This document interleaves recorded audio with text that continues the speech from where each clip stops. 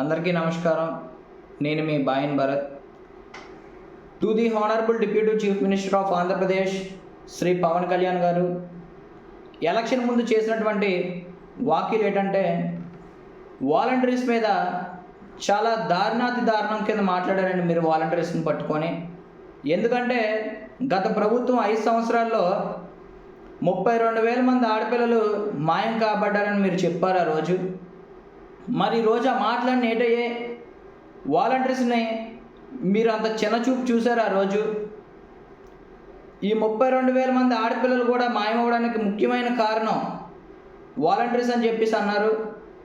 అంటే వాలంటీర్స్ మన ఆంధ్రప్రదేశ్ నుంచి విదేశాలకి ఆడపిల్లలను తరలిస్తున్నారని చెప్పి ఒక బురద జల్లే కార్యక్రమం మీరు చేశారు.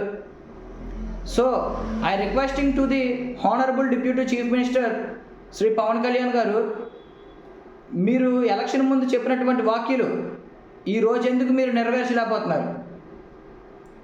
ఈ 32,000 మంది ఆడపిల్లల్ని కూడా మీరు పట్టుకొని వాళ్ళ కుటుంబాలకి అందజేయాలి కదా. మరి గవర్నమెంట్ మీ దగ్గర ఉంది.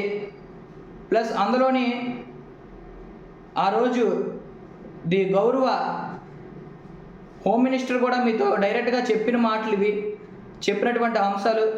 ఇప్పుడు గౌరవ హోమ్ మినిస్టర్ కూడా మీ ప్రభుత్వంలోనే ఉన్నారు, సెంట్రల్ కూడా మీ చేతుల్లోనే ఉంది.